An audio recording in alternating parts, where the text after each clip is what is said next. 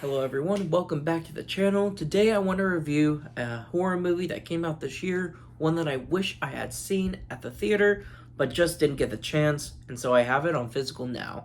And before we dive into the movie with Late Night with the Devil, I want to show you guys the physical steelbook copy.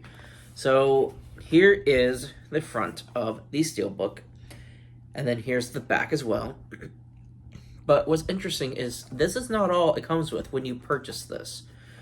We have this as well, an audience welcome pack to Night Owls. This is his talk show in the movie. And so it was funny because this was in the wrap with the movie like so. It was just against it and the wrap was around it. But I appreciate that they went all out to make this, but guess what? This is not the only collector item. It opens up, and we got goodies inside. This comes with more than I thought it would, and I thought that's just so cool. Make sure everything's out. Yep. All right, so show you guys a couple of things that it comes with here. We have the amazing Christou.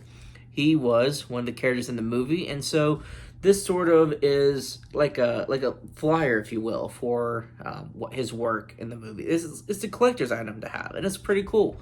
It's neat to have this. And then we have Jack Delroy himself with Dave Dastmalchian. And we have this photo from him, this autographed photo, sort of. So these are cool things to have. And it's not it.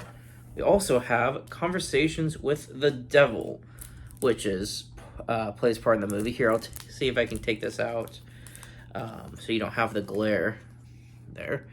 So we have this, and then obviously we have that creepy back to it as well.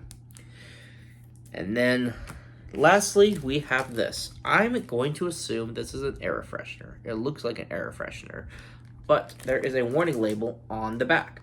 So let me read it to you guys. It says, "Caution.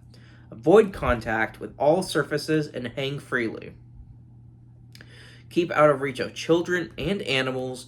Avoid contact with eyes. Washing hands is recommended after handling." So you know what? I'm not even going to mess with it. I'm not going to open it. I'm just going to leave it there and leave it in this guest packet. And I'm just going to keep it sealed and locked away. So anyway, that's all the stuff that comes with it. Mind you, this is $24.99. So it's a really fair price. It's not 4K, it's in Blu-ray. But that is a very fair price for all that comes with the set. There are a lot of steelbooks, some even Blu-ray. That could be $24.99 or more. That doesn't come with anything extra. So I really appreciate whoever was in charge of deciding what went into this package when you buy it. So I think it's really cool. And so Late Night with the Devil is about Jack Delroy. He's a talk show host, and the opening movie, it's really cool because you get this narration of a recap. And so you assume this is some other news recapping his life, his career, really. And so they mention his wife, they mention how he became a talk show host, his rise to power, and they talk about sort of the shady stuff he was a part of, and it recaps what happened to him, what happened to his wife, and it sort of gives you the sense that obviously his ratings are tanking, and so he needs something to bring the people back. He wants to save his show. And so that's where the plot really is. It's about him trying to save his show. So he has this on Halloween night, takes place in the 70s, and he is trying to have all these guests. He wants to have this grand, spectacular show for his audience. And so that's the plot. If you were to give a brief synopsis for someone who hasn't seen it, that's what you can tell them. Tell them that's about a talk show host trying to save his show with using the supernatural to draw on an audience. And so not only does this movie take place in the 70s, but it feels like the 70s. It's hard to explain. Maybe I just couldn't recognize the visuals, but whatever camera they shot this movie with, it looks like something that would have happened in the 70s. The graphics, at the same time, look modern and great, but also look like the 70s. It's really hard to explain to you guys, but it looks great. And I thought the visual aesthetic to this film was just phenomenal. That's just one of the parts that I love about this movie. And so, as this movie, Jack wants to bring on these supernatural sort of guests onto his show. And it's interesting because we get believers of the supernatural and non-believers of the supernatural. He's trying to play devil's advocate, pun intended. He's trying to have guests who see both sides and create this debate for his show and for his audience. And so in this movie, we get, which I can show you guys, we got this guy here, this amazing Chris Stew. Now, he is psychic, so he tries to connect people with the dead. And so we have a segment where Jack brings him on. He's talking to an audience member. He connects them with one of their past loved ones, and with the presumption that he can actually connect them with the dead. And so that's his character. But then the next one, we have Carmichael, who he's another guest on the show, but he proves that the supernatural is fake. And so he and the amazing Chris Stew, they sort of have contrast stories with each other. So they both, one's trying to prove that's real, one's not, and that clash for a talk show while in front of the cameras and the lights and everything, it just builds this suspenseful tension between the characters, while at the same time driving the plot toward what will ultimately become the show's climax and very interesting third act. And things start going wrong along the way. So the amazing Chris Stew, he we don't know what's taking over him, but he ends up vomiting this black goo. It looks a lot like venom, but anyway. So he's vomiting this black goo, and we assume now he's sick. So he is taken to the hospital. He's off the show, and the audience is sort of just left with that for part of the movie. And so now it's just Carmichael. So now he's ready to prove everything that's fake, prove that Chris Stew was just a show for dramatic effect for the audience. And Jack then brings on the main event. So we have Dr. June and Lily, who she's basically taken on raising her, essentially, as a doctor, but also as a parental figure, sort of. And so they play this clip that Lily was part of this cult where they summoned a demon. It was demon possession. And so she was the sole survivor of the building that went down in flames. This whole thing got wrong, a standoff with police, what have you. And she's the sole survivor, but she's possessed by demons. So the characters in this movie are claiming, except for Carmichael. And so June and Lily are brought on to the talk show while Carmichael's trying to disprove their allegations, their claims, and their theories and everything. And so he just sort of, he acted really well in this movie, but he brings the negative side of trying to disprove everything.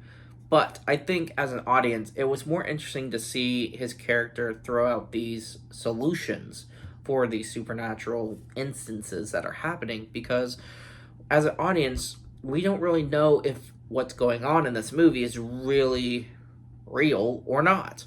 And so, as in the show, or in the movie, on the show, as the audience are kept guessing at this, I feel like we, as the audience watching this movie, are guessing as well. So, it draws you in, it's engaging, it's captivating, and I think that's what kept my attention throughout the whole thing.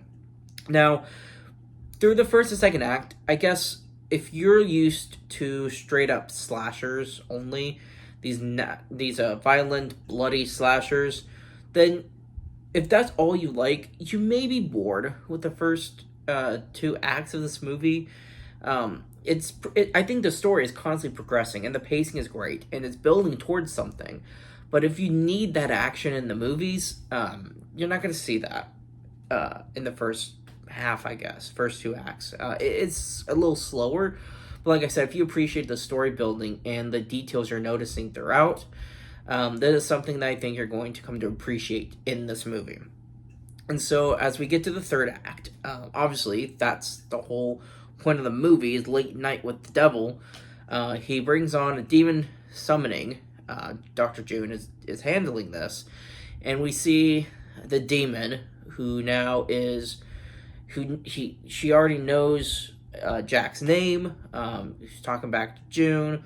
He's just making the audience concerned and uneasy and unsettled.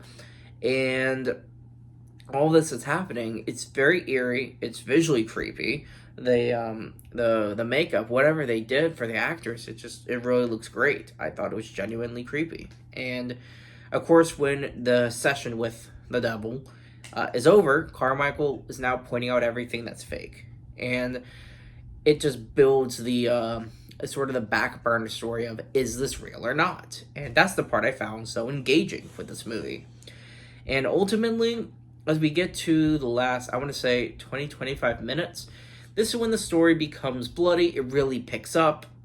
And everything that you've seen throughout this movie comes to an end. It comes to this big climax toward its end. And it's just a nightmare. I mean, everything goes wrong.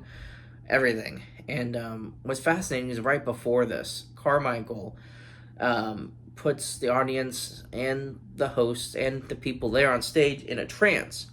And so he has this sort of, as we're watching, we see worms spilling out of this character's guts, and it looks real. And then he proves, when they play the video back, that you don't see any of the worms. The guy in the movie, Gus, he just thinks there's worms. And so he's using that as a solution to disprove everything that happened with Lily just prior to what Carmichael had done. And so right up until the climax, we're still guessing. But when Lily has the demon possess her again, people start dying. There's all this electrical fields going off, and as far as the electrical energy and electricity going off from this character and into the building and onto the other characters, it visually, somehow, it looks like if it were made in the 70s. And it's just really hard to explain, but that's how it looked. So I love the visuals in this movie. I think the visuals are insane. It's absolutely phenomenal. And as this demon is now killing everyone, it now switches to Jack is now basically replaying all the past traumatic events or normal events. He's now reliving his memories. And he doesn't know what's going on. And as an audience, we don't know what's going on. And this is a confusing sort of 5-10 minutes maybe, but it comes to a great ending because essentially the last shot of the movie is when Carmichael was proving that putting people in trance is how they visually saw things, that there was this phrase that he would say to wake people up, and then they come out of the trance. Jack wakes up, seeing that he had just killed Lily. We're not sure if he killed the demon or not. He kills Lily, and he's seen all the bodies around him. So now he's assuming it's all real. He's calling out that phrase to see if he'll wake up again, but he's not. You hear the sirens. Obviously, this whole thing was filmed. In the beginning of the movie, this sort of news recapping what happened to him, it sort of ends with, in the beginning, it ends with, now what you're about to see is the events that took place this night. And that's where we have Jack Delroy in the movie, as he would have seen the trailers for. And so it's now, that's the final shot of this video, is you hear the sirens. Obviously things are going wrong. It was broadcast like this, and as he's just seeing the absolute death and carnage around him, with Lily dead as well, who's presumably the only person that this demon can come to the real world, is through her. And so we're going to assume the demon's gone, and he's just left with his carnage, and that's the final shot of the movie. It cuts away.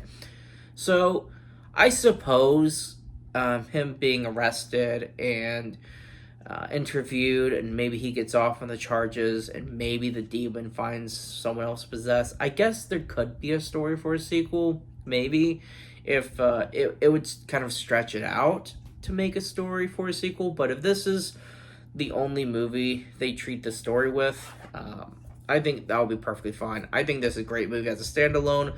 It averted expectations. It was surprising. It was creepy. It was interesting. It was funny as a talk show. The first 2/3, his jokes and stuff, it's genuinely funny. I felt like I was an audience there in the movie. So everything about this movie just sort of hit all the right notes that I think it needed to. And that's what made it such a great movie. So I absolutely loved it. Honestly, Dave Dastmalchian, he's been in plenty of movies, plenty of well-known movies. Oppenheimer, the Dark Knight trilogy, minor TV show roles as well. He's done a little bit of everything. He's been a little bit of every genre, but he's done a little bit of horror. But his introduction and leading in a specifically horror film, I think is perfect for him. I think if he is lead in a sequel, I think I'll be there. I'll watch it. If he's lead in some other horror movie, I'm there. I'll watch it. He's a phenomenal actor. He proved it in this movie, and I can't wait to see where his career takes him after this. Thank you guys for watching. That's all I got for Late Night with the Devil. Thanks for watching, and I'll see you guys next time.